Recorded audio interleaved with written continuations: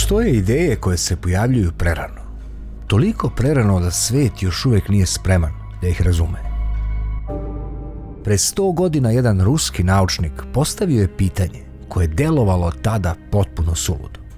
Kaže ovako: da li sunce utiče na ljudsku istoriju, ponašanje i um? Tada mu niko nije verovao. Niko nije bio spreman da ozbiljno razmatra takvu ideju.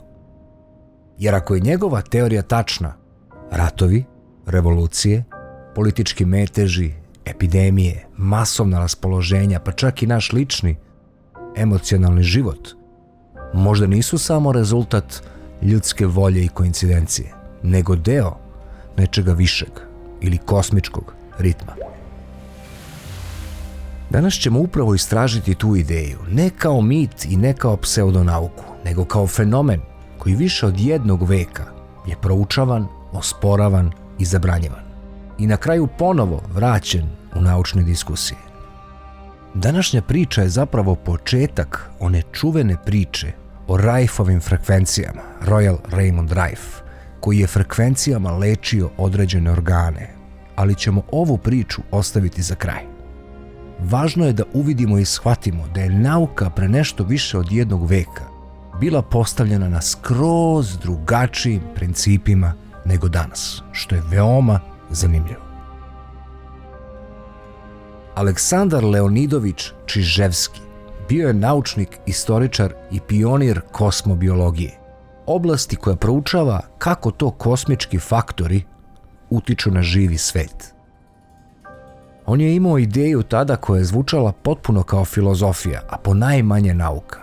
Dakle, smatrao je da život na Zemlji nije izolovan, već je sinhronizovan sa Suncem. Čiževski je postavio 3 ključne tvrdnje. Prva je bila: sunčeva aktivnost se menja u ciklusima, posebno u 11-godišnjem ciklusu sunčevih pega. Pod 2, ti ciklusi utiču na prirodu, magnetno polje Zemlje i živa bića. Pod 3, tokom najvećih solarnih maksimuma dolazi do porasta emocija, sukoba i istorijskih preokreta. Da bi Čiževski proverio ovu hipotezu, on nije samo posmatrao astronomiju. Napravio je nešto zadivljujuće.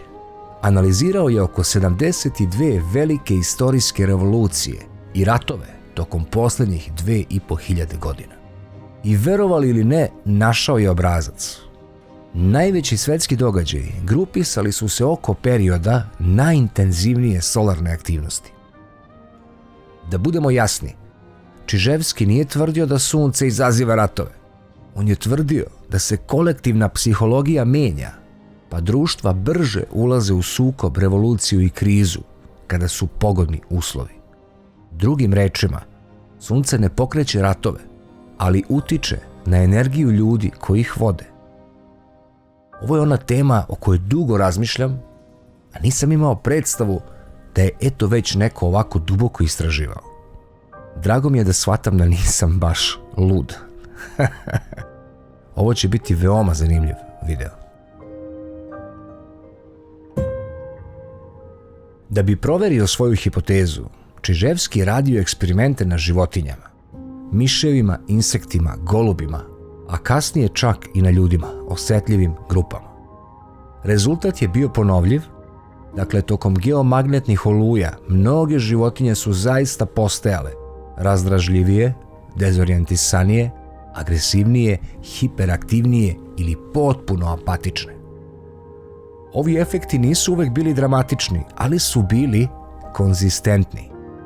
U početku njegove ideje nisu bile opasne, samo su bile čudne, ali kada je počeo povezivati solarnu aktivnost sa revolucijama, pobunama i političkim preokretima, ta teorija više nije bila nauka nego pretnja vlastima. Staljinova država nije želela ideju da revolucije dolaze iz kosmosa, već iz volje naroda ili partije. Čiževski je naravno uhapšen i proveo je 8 godina u logorima. Njegova istraživanja bila su zabranjena decenijama. Tek posle njegove smrti nešto neočekivano se događa. Sovjetski naučnici i vojni programi počinju da proveravaju njegove hipoteze. Tada počinje druga faza, moderna naučna analiza. Tada su istraživanja rađena u oblastima kardiologije, psihologije, DNK reakcije na magnetizam, kliničke medicine, zdravstvene statistike, biometeorologije. Dakle, sveobuhvatna analiza i neki rezultati bili su vrlo zanimljivi. Tokom jakih magnetnih oluja primećen je porast aritmija, srčanih udara, migrena, nesanica, poteškoća sa koncentracijom i hospitalizacija. Uz sve to analizirane su i društvene metrike poput saobraćajnih nezgoda, nasilnih zločina, samoubistava, nasilja u porodici i također se rezultat ponavljao u više studija. Tokom geomagnetnih anomalija raste impulsivno ponašanje i smanjuje se kontrola emocija. Pojedini istraživači nazivali su to tihi atmosferski stresor.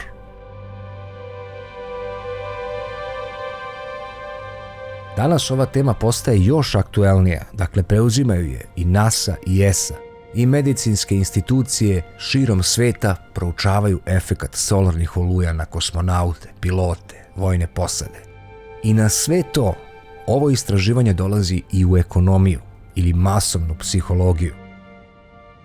Postoje studije koje ukazuju da se tokom solarnog maksimuma povećava rizik u finansijskom ponašanju, spekulativne investicije i različite druge berzanske opasnosti. Je li to slučajnost?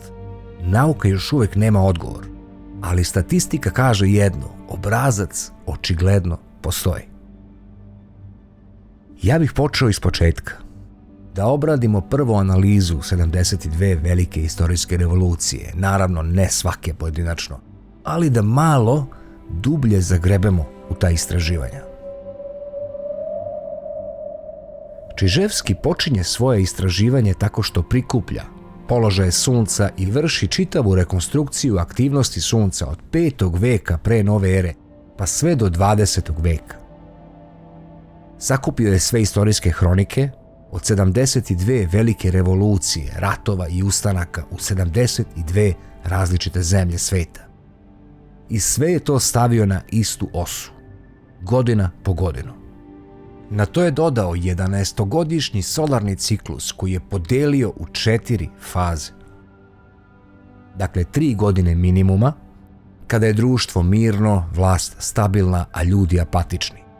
Zatim ide 2 godine laganog zagrevanja ili okupljanja oko novih ideja i vođa. Pa sledi 3 godine maksimuma ili psihomotorične pandemije, kako ih naziva, revolucije, masovni ratovi i masovne migracije. I na kraju sledi 3 godine spuštanja ili iscrpljenost, vraćanje na red i mir. Po njegovim brojkama, oko 60% najvažnijih ratova i revolucija upadalo je baš u ovu 3. fazu, u 3 godine oko maksimuma sunčevih pega, dok je u tihoj fazi oko minimuma bilo svega 5%.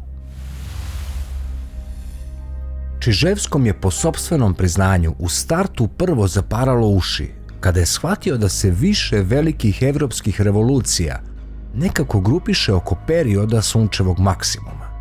Primjeri su 1830, 48, 1870 i 71, plus kasnije također i ruske revolucije 1905, 1907 i 1917. Počet ćemo od revolucije 1848. godine ili proleće naroda. Evropa je gorela, Francuska, Nemačka, Italija, Mađarska i Austrija, ustanci, protesti, rušenje, haos. Čiževski je pogledao podatke o suncu u to vreme i video da je upravo te godine sunčeva aktivnost bila na maksimum. Zatim dolazi Pariz 1871. godine, opsada i komuna. Pariz ponovo na ivici, rat sa Pruskom, glad, haos, a onda nešto što niko nije očekivao. Prvi veliki eksperiment, čuvena Parijska komuna. I opet u tom trenutku sunce je na vrhuncu ciklusa. Drugi istorijski udar, drugi solarni pik, možda još jedno slučajno poklapanje. Ko zna, ali onda dolazi i 3. primjer, a to je period od 1905. do 1917. godine.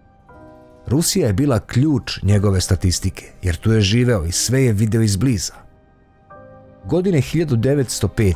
izbija prvi veliki talas protesta, pobuna u vojsci, krv na ulicama, Rusija ulazi u haos. Godine 1906. Sunčev ciklus doseže maksimum. I svega 11 godina kasnije događa se nova eksplozija, godina 1917. Kreću građanski nemiri, pa opet pad carstva, revolucija, promjena sistema i početak nove epohe. Ponovo i tada sunce je bilo na maksimum. Još jedan pokazatelj maltene 100 i nešto godina ranije. Aleksandar je otkrio da je čak i Francuska revolucija, najveći politički potres tog vremena, izbila neposredno nakon jedne od najjače registrovanih faza sunčeve aktivnosti u 18. veku. Kada počnemo dublje da istražujemo, dokazi se bukvalno sami nižu. Pogledajte 1929. i 1933. ili Velika depresija, rast ekstremnih ideologija.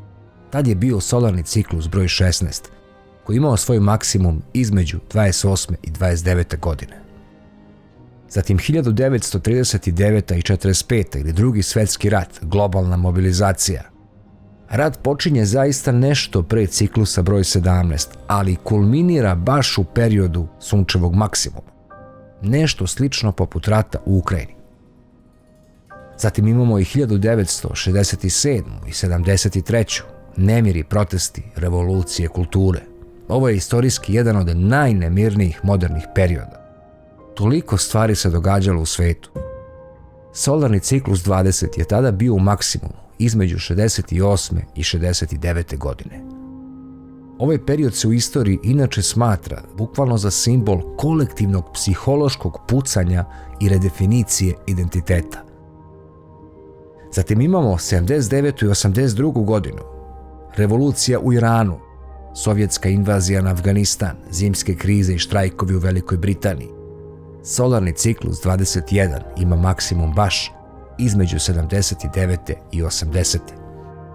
Pa tu je i pad Berlinskog zida, nove krize, ratovi i nemir. Setimo se i arapskog proleća i globalne pobune. Tada je solarni ciklus 24 imao maksimum 2013. godine. Kada sve ovo sagledamo, postavlja se logično pitanje, a šta se dešava nekada davno, u drevno doba? Sada tu postoji naravno problem koliko su precizni podaci o ponašanju sunca hiljadama godina unazad. Nauka to proučava analizirajući koncentracije radioaktivnih izotopa kao što su 14C i 10B u drveću i ledu, što indirektno pokazuje koliko je jaka tada na suncu bila magnetna aktivnost. Na osnovu tih analiza rekonstruisani su solarni ciklusi unazad više stotina pa i hiljada godina. Dakle, tehnički gledano, mi imamo podatke o sunčevoj aktivnosti koji idu dalje od 1600 i neke od kada imamo savršeno precizna merenja. I ovo nam zaista daje mogućnost da pokušamo da pronađemo korelaciju sa istorijskim događajima u premodernom vremenu, u staro drevno doba. Primjera radi, pad starog Egipta, koji je bio 2200 godina pre nove ere. U ovom periodu Egipat gubi centralnu vlast, dolazi do gladi, klimatskog sušenja Nila. U isto vreme, prema analizama iz glečera i sedimenata, sunce zaista ulazi u period snažnog smanjenja aktivnosti, poznatog kao Grand Solar Minimum, kada se događaju suše i klimatske oscilacije. Imamo također i pokazatelj kolapsa civilizacije u dolini Inda, koji se dogodio 1900 godina pre nove ere. Jedna od najnaprednijih civilizacija svog vremena, Harappa, nestaje iznenada. Gradovi napušteni, trgovine staju, stanovništvo migrira. Zapisi pokazuju zaista da se u to vreme klima menja. Dolaze suše, monsuni slabe, a solarna aktivnost bila je u drugom, slabijem ciklusu. Ovo je inače jedan od najčešće citiranih primjera gdje solarna aktivnost i klimatski kolaps idu ruku pod ruku. Slična stvar također se događa i u bronzano doba, kada se događa kolaps civilizacija 1200 godina pre nove ere. Ovaj događaj istorija opisuje kao najveći pad civilizacije u drevnom svetu. Pada Mikena, Hetiti nestaju, Egipat jedva preživljava, grčko mračno doba počinje. Šta se tada događa sa suncem? Podaci pokazuju da je sunce ušlo zaista u hladniji, slabiji period aktivnosti. Naravno, nećemo prolaziti kroz sve, ali tu je i pad zapadnog rimskog carstva, pa vikinški uspon, koji se vezuje za topli period između 900. i 1200. godine pre nove ere. Ono što je problem vezivanja drevnih civilizacija za periode sunca je to što je za očekivati da u slučaju sunčevog minimuma drevne civilizacije migriraju, zar ne?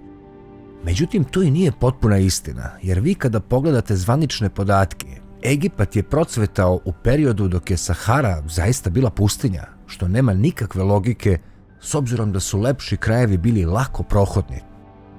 Ovo je ključni pokazatelj da sve trebamo da uzimamo sa rezervom, pa i tu misao da su drevni narodi toliko baš zavisili od klime. Dakle, zaključak ovog dela je ako posmatramo istoriju samo kao skup odluka, tragova, ratova i kraljeva, onda je sve ovo slučajnost. Ali ako je posmatramo šire, kao živi sistem koji diše zajedno sa planetom i kosmosom, onda se pojavljuje zaista nešto zanimljivo. Civilizacije cvetaju kada sunce blista, a padaju kada sunce ćuti.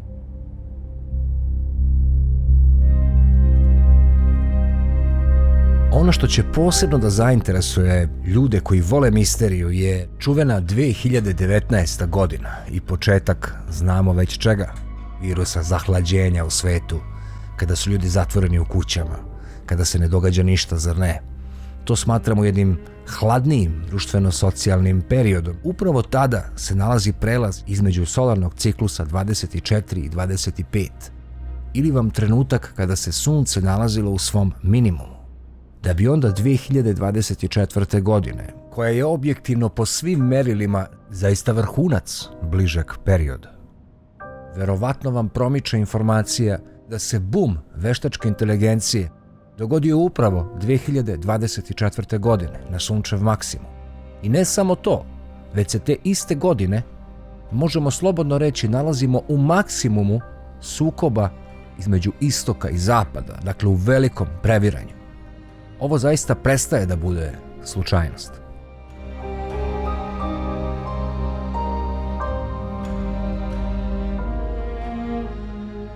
Do sada smo gledali velike slike, ratove, revolucije i padove carstva.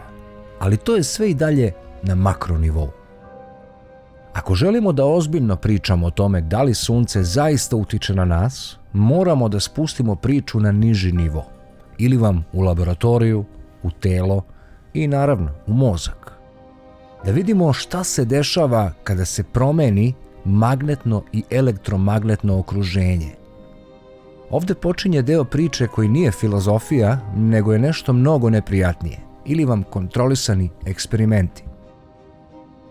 Kao i svaki ozbiljan naučnik svoga vremena, Čiževski nije krenuo odmah na ljude.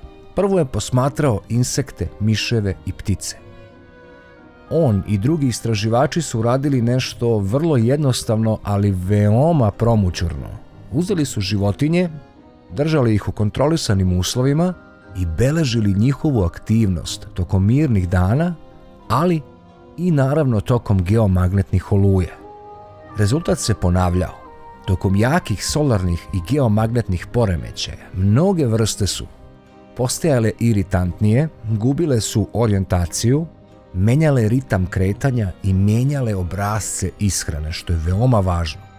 Bukvalno kao da neko okreće potenciometar na njihovom nervnom sistemu.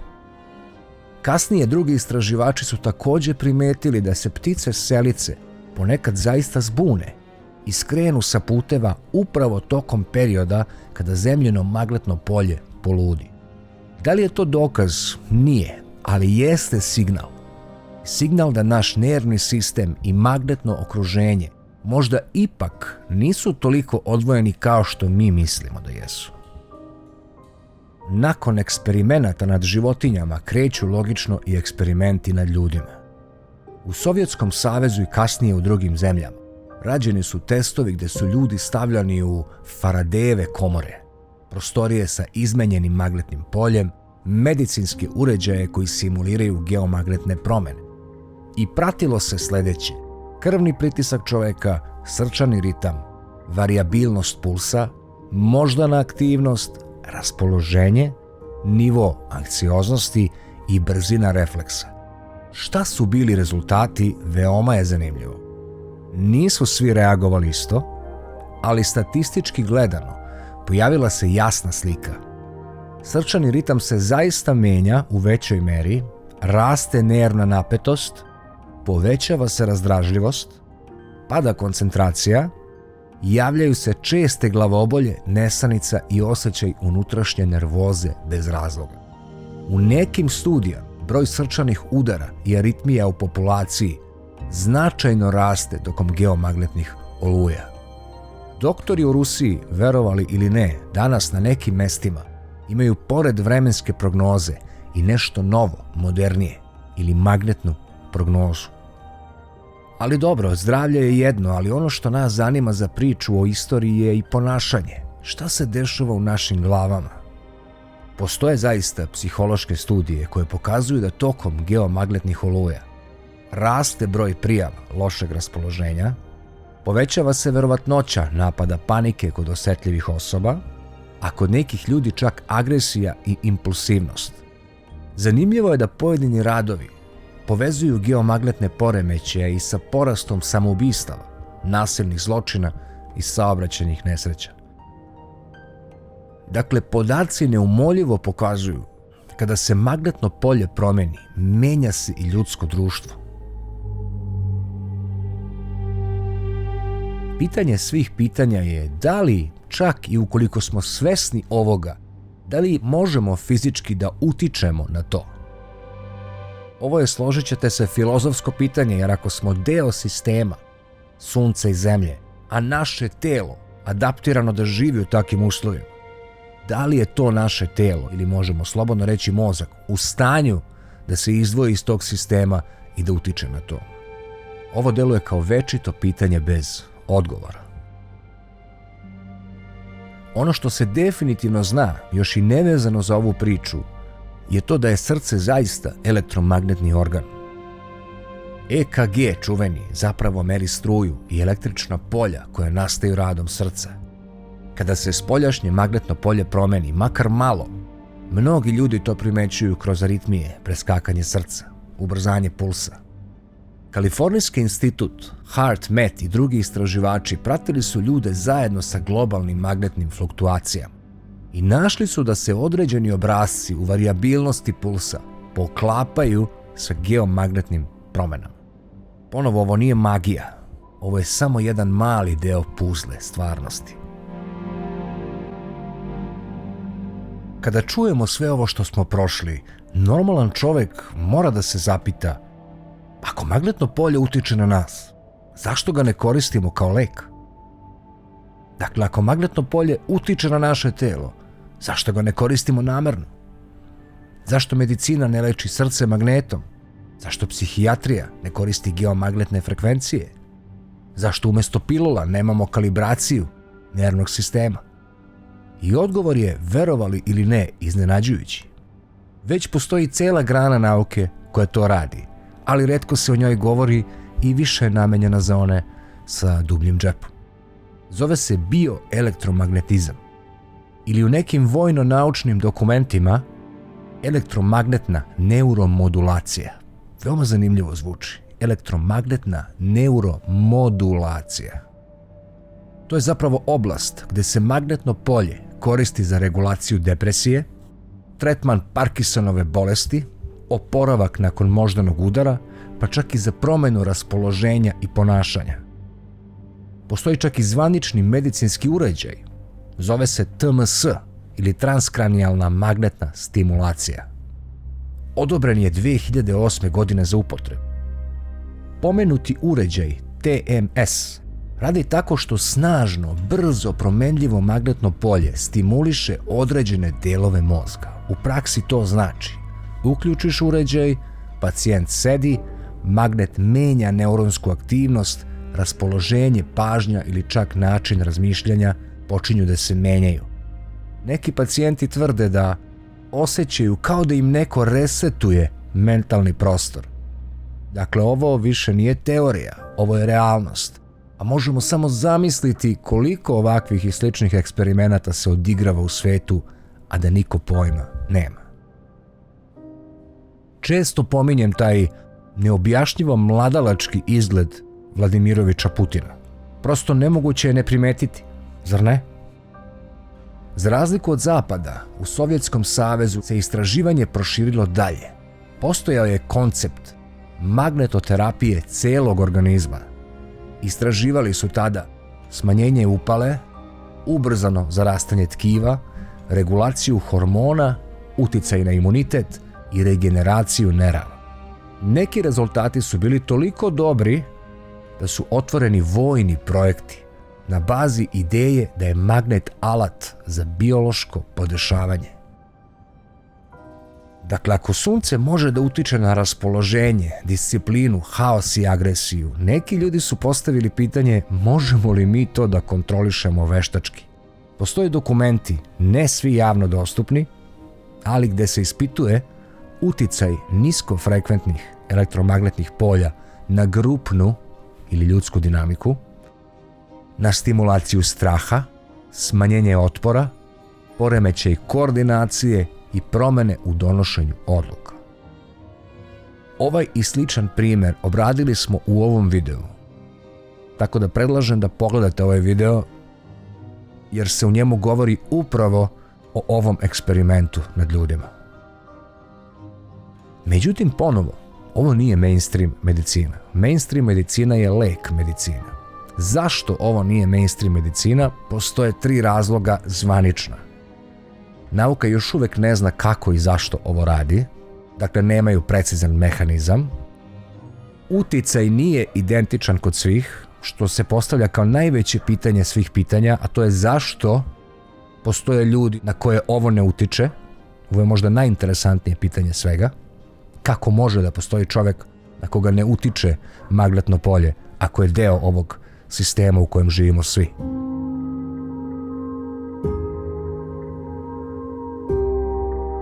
Objektivni istraživači širom sveta već sigurno primećuju tu korelaciju da je sva moguća tehnologija koja nas okružuje u svojoj biti sa ciljem da bude vojna tehnologija. Veliki broj ljudi uopšte nije svestan da je veštačka inteligencija puštena ljudima samo iz razloga da bi je trenirali za robote vojnike. Široj masi to sve deluje bajno, ali suština je ista. Mi radimo za vojničke ciljeve. Kada na to povežemo da postoje ljudi koji ne reaguju na elektromagnetizam, postavlja se veliko pitanje kako je to uopšte moguće. Dakle, zaista postoji mala grupa ljudi koja uopšte ne reaguje ni na kakve elektromagnetne nadražaje.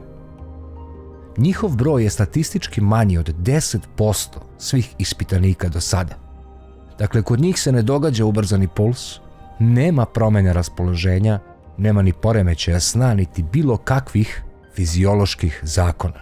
Kao da njihov nervni sistem nije uopšte uključen u ovu igru stvarnosti.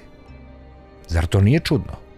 Zašto bi se to događalo ako su i oni sagrađeni od ćelija, a iste njihove ćelije koriste električne signale, njihov srčani ritam je u elektromagnetnom opsegu, njihov mozak radi na bioelektrici. Po svim zakonima biologije i fizike oni moraju biti osjetljivi, a nisu. Tu nastaje prvo ozbiljno pitanje, da li je otpornost na magnetizam mana ili osobina? Postoje različite hipoteze, naravno. Teza 1 može biti da razlika nije u telu, nego u elektromagnetnom filteru u takvim ljudima. Možda te osobe ne reaguju jer imaju stabilniji nervni sistem ili drugačije izbalansirane ionske kanale u neuronima. Ali postoji druga, dublja mogućnost. Da njihov nervni sistem ne sinhronizuje spoljašnje signale na neki čudan način. To bi značilo da nisu samo fiziološki različiti, nego funkcionišu po drugačijem internom ritmu. Drugim rečima, dok većina nas reaguje kao antena, oni funkcionišu kao zatvoreni sistem. Što nas vodi u sljedeći, mnogo mračniji smer, a to su idealni vojnici budućnosti. Ako je moguće da postoje takvi pojedinci, da ne reaguju na stres, da ne podležu kolektivnim emocionalnim talasima, da nemaju emocionalne oscilacije, da ne gube fokus i mentalno su izolovani od kolektivnog polja, onda takvi ljudi nisu samo medicinski fenomen, takvi ljudi su strateško bogatstvo. U vojnoj terminologiji to bi se zvalo neuromagnetno stabilni subjekti. Postoji jedna čudna misao koju savremena nauka retko izgovara, ali stara učenja su šaputala vekovima. Ne reagovati na svet znači da svet više nije gospodar tvojih unutrašnjih stanja. U drevnim kulturama ljudi koji nisu reagovali na prirodne ritmove smatrani su ne ludima, nego budnima. U Tibetu, primjera radi, to su bili oni koji vide nebo, ali nisu vezani za njega. Zatim u drevnoj Indiji to su bili rši, oni čije misli ne zavise od spoljne realnosti. U našem hrišćanskom misticizmu to su bili ljudi koji prebivaju u miru, koji svet ne može da da, niti da oduzme. U taoizmu to su oni čije srce ne zavisi od vetra. I sve tradicije zajedno imaju zajedničku ideju. Ostali ljudi reaguju jer su još uvek deo jedne velike unutrašnje struje koja nije njihova. Ali oni koji ne reaguju kao da stoje izvan nje. I postavlja se pitanje, ako sunce utiče na nas, šta utiče na njih? Ako geomagnetne oluje mogu da uzdrmaju mase, ako kosmički ritmovi pokreću nacije, ratove i revolucije, šta prate oni koji ne reaguju? Ako oni nisu talas, oni mogu biti samo tišina između talasa.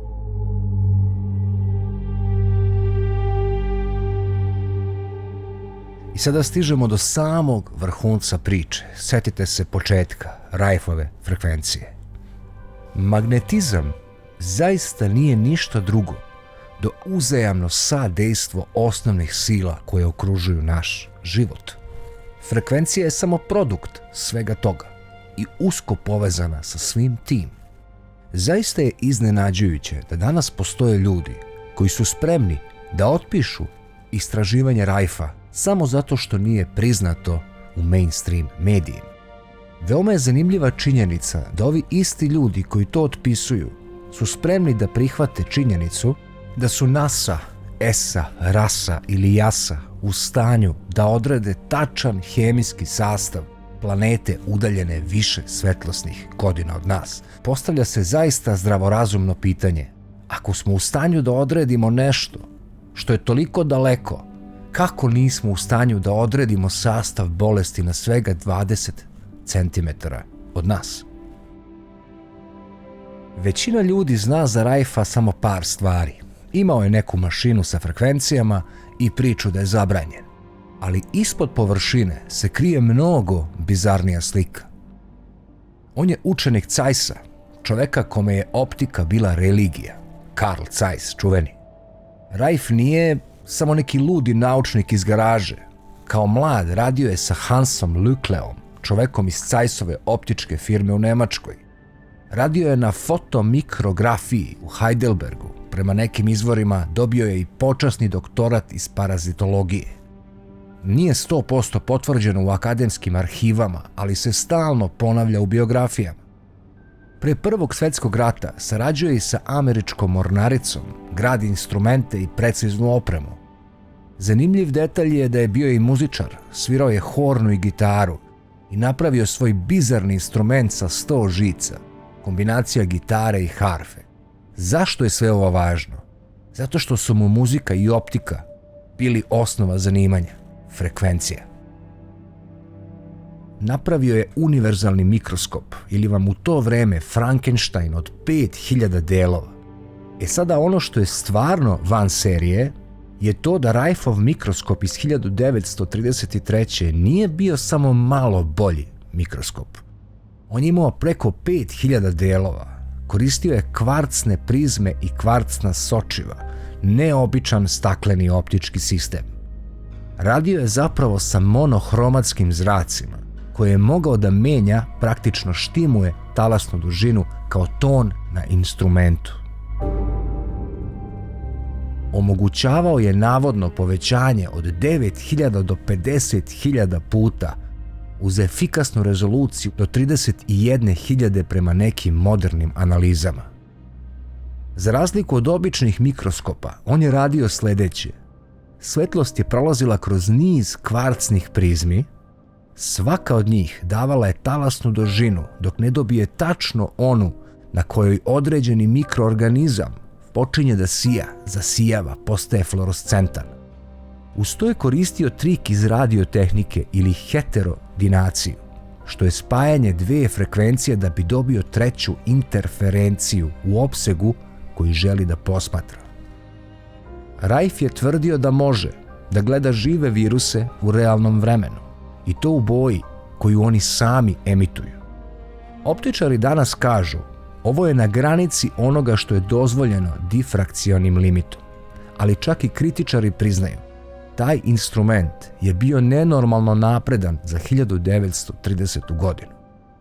Jedan od tih originalnih mikroskopa, broj 5, danas stoji u Muzeju nauke sa potpisom dizajniran i napravljen od Royal Raymond Rife-a.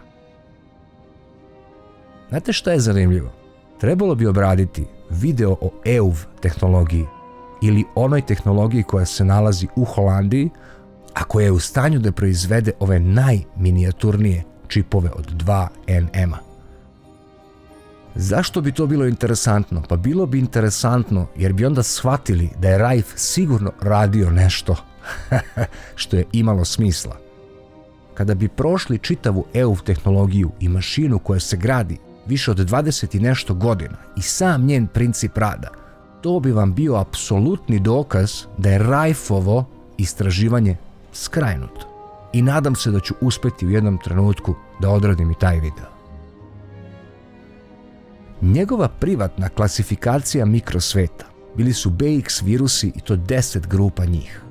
Ovo se retko pominje, a jako je važno za današnju priču. Na osnovu rada sa svojim mikroskopima, Rife je tvrdio da postoji samo 10 velikih grupa patogenih bakterija.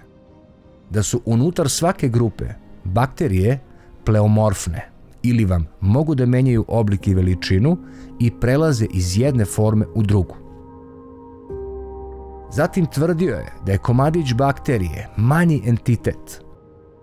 Za karcinom je primjera radi tvrdio da je izolovao nešto što je nazvao BX virus ili Bacillus X kao karcinomski virus. Da je mogao da ga kultiviše tako što je tkivo izlagao ionizujućem zračenju pod sniženim pritiskom sve dok se ne pojavi mikroorganizam određenih karakteristika. Ovo se ne slaže sa današnjom onkologijom uopšte, ali je zanimljivo jer njega ne interesuje samo šta ubija ćeliju, nego kakvu frekvenciju ta struktura emituje dok živi u organizmu. Tu se rađa koncept svaki patogen ima svoju boju i svoju frekvenciju. Rife je otišao i korak dalje. Razmišljao je, ako mikroskopija kaže da svaki mikroorganizam emituje specifičnu talasnu dužinu svetlosti i ima svoje boje pod određenom stimulacijom, onda se kaže da taj bacil mora da ima i sopstvenu rezonantnu frekvenciju u elektromagnetnom spektru. To je nazvao Mortal Oscillatory Rate ili MOR, frekvencija na kojoj se organizam raspada.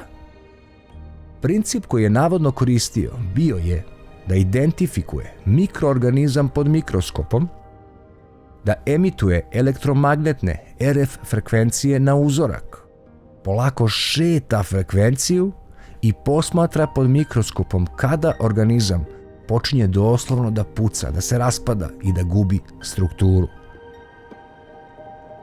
Ako je to tačno, onda ne ubijaš organizam hemijom, nego ga iznutra razdrmaš na njegovoj rezonanci, kao čašu koja puca kada se pogodi pravi ton pevača. 1934. godine se događa to famozno kliničko testiranje, koji je špekulativni deo, sami pretpostavljate i zašto. Prema tekstu iz 1953. godine, koji mu se pripisuje i kasnijim knjigama, u saradnji sa lekarima i Univerzitetom Južne Kalifornije, Navodno je uzeto 16 pacijenata u terminalnoj fazi karcinoma. Tretirani su njegovim frekvencijama nekoliko nedelja. Tvrdi se da je posle 90 dana 14 pacijenata bilo klinički izlečeno, a ostatak je izlečen nakon dodatnih tretmana. Mainstream izvori, uključujući pojedine engleske i medicinske pregledače, kažu vrlo jasno, ne postoji pouzdan dokaz da Rife mašina leči. Dakle, na osnovu ove izjave čitavo istraživanje se baca u kantu za đubre. Jedan stručan rad u njegovim mikroskopima beleži par bizarnih detalja. Tvrdi se da je imao 14 medalja od SAD-a i drugih vlada za svoj rad na raznim mehanizmima, ali autor kaže da to nije mogao da verifikuje u arhivama, što i nije neki dokaz s obzirom da mi više u arhivi nemamo ni sletanja na mesec čuveno. Tako da nije problem nemati Rifeovu arhivu, zar ne? Čini se da nije prodavao svoje mikroskope, osim posljednjeg, a ipak je postao vrlo bogat. Niko ne zna tačno kako se obogatio ako ne upravo ovim istraživanjem. Većina njegovih originalnih mikroskopa je nestala, jedan je završio u muzeju, za ostale se ne zna tačna sudbina. Pretpostavlja se da je završio kod elite sveta. Kasnija alternativna tradicija priča i o laboratoriji koja je vandalizovana, dokumentaciji koja je izgubljena ili zaplenjena i saradniku John Craneu koji je završio u zatvoru zbog ilegalnog lečenja. Ovo već ide u zonu polulegende, nema čvrstih sudskih i arhivskih podataka za sve detalje, ali postoje tragovi da je barem deo ekipe oko Rifea imao probleme sa regulatorima i zakonima. Zanimljivo je što su se u posljednjim godinama pojavili radovi koji pokušavaju da fizički modeluju ono što je on tvrdio. Fizičar Auguste Mason 2020. godine objavljuje rad o destruktivnim rezonantnim frekvencijama gdje analizira baš Rifeov koncept i kaže da nelinearna rezonanca može teoretski da razvali strukture poput virusnih šiljaka. Dakle, ako postoji frekvencija života, onda postoji i frekvencija nereda. Činjenica je jednostavna, ali prilično duboka. Dakle, sunce emituje talase, zemlja reaguje, naše telo je deo tog elektromagnetnog okruženja, nervni sistem funkcioniše elektricitetom, srce radi u ritmu EM oscilacija, a mozak vibrira u frekvencijama koje možemo meriti. Iz čega definitivno sledi da čovek ne može biti izolovani sistem, nego nešto poput instrumenta, ne u muzičkom smislu, nego u smislu rezonance. Kada se spoljašnji signal promeni, deo populacije to mora da oseti. Srce nekako ubrzava i sunce tada nije samo udaljena zvezda, već globalni oscilator. Kao i sam rad na izučavanju Rifeovih frekvencija, zar ne? Ako postoji frekvencija mikroba, mora postojati i frekvencija koja ga razbija. Ako sunce utiče na ljude, šta onda radi uređaj koji emituje frekvencije preciznije od sunca? Sunce je globalno, dok je frekvencija koja leči lokalna. Iz toga sledi da je zakon isti, a zakon je rezonanca. Od čega puca čaša? Ne zato što je glasna muzika, nego zato što ton pogađa njenu frekvenciju. Neposredni pokazatelji i tragovi da ova priča zaista ima velike osnove su ono što se koristi danas. Dakle, mi koristimo danas stimulaciju frekvencijama za smanjenje stresa, binauralne frekvencije za neurološku regulaciju, frekvencije respiratorne protokole za PTSD, optogenetiku za preciznu stimulaciju pojedinačnih neurona. Na kraju svaki naš telefon sadrži čip veličine 2 nm, što je veličina svega par atoma, dobri moji ljudi. Ako ste ikada u ruci držali zelene matične ploče, one linije koje ste primetili, zlatne linije, u 2 nanometra čipu su veličine od par atoma. Dakle, nešto treba da nareže te putanje na tom čipu. A to što reže putanje je upravo EUF tehnologija, bazirana na specifičnoj frekvenciji talasne dužine svetlosti, lasera, toliko maloj da može da ispisuje nešto veličine par atoma. Mi smo uspjeli da napravimo nanometarski laser, dobri moji ljudi, i baziran je upravo na Carl Zeissovim ogledalima i staklima i određenom frekvencijom koja se aktivira samo kada se 50.000 puta u sekundi gađa kapljica kalaje. Kroz neverovatno kompleksan sloj Carl Zeissovih sočiva, koji se čuva kao najstrožiji patent na svetu. Dakle, telo sluša frekvenciju, mozak sluša frekvenciju, aparati rade na frekvenciji. I ono što slijedi je da i kolektivno ponašanje mora pratiti nekakvu frekvenciju. Ako se sve u nama i oko nas ponaša kao frekvencijski sistem, onda je najveća misterija sljedeća. Da li mi živimo u svetu hemije ili u svetu talasa, gdje je hemija samo posljedica? Da čitava ova priča nije samo slatko maštanje, pojavljuje se nova oblast u nauci. To ćemo samo delimično obraditi sada na kraju videa, a verovatno opširno u jednom od sljedećih videa. Ne znam da li ste čuli za kvantnu biologiju i šta je sama smisao i otkud potreba za kvantnom biologijom.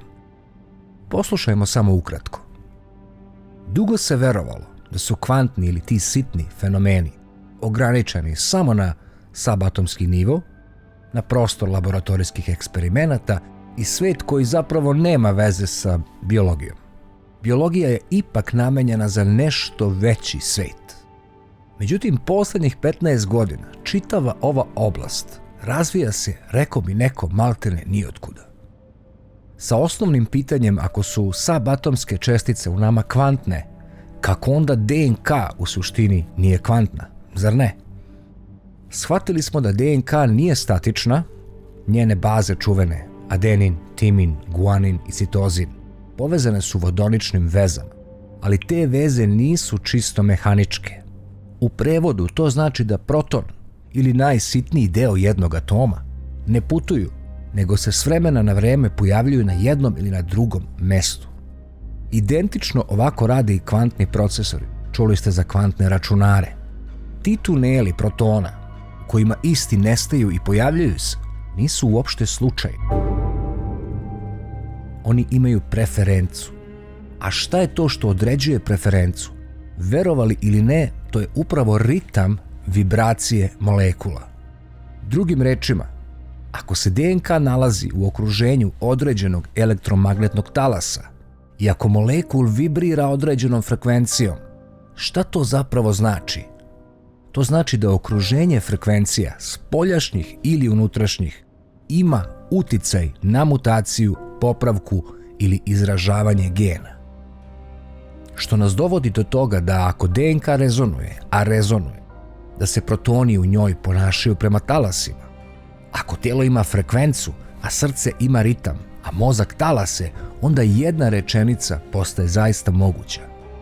Mi nismo samo biološka bića, mi smo frekvencijska arhitektura koja koristi materiju kao nosioca. A suština pokretača je sunce i sve što dolazi sa njega. Eto, dobri moji ljudi, nadam se da ste uživali u današnjem videu. Ako jeste, obavezno podelite video, podelite glas o kanalu, o ovim dokumentarcima. Postoji i playlista gdje su svi selektovani na jednom mestu, prevedeni na sve značajnije svetske jezike. Ajmo da pokušamo da ovakve videe doguramo do tih 100.000 pregleda na našim prostorima, jer iskreno verujem, a znam i da mnogi od vas veruju da zaista to zaslužuju. Volim vas fes, pozdrav, dobri moji ljudi, vidimo se u nekom od sljedećih videa.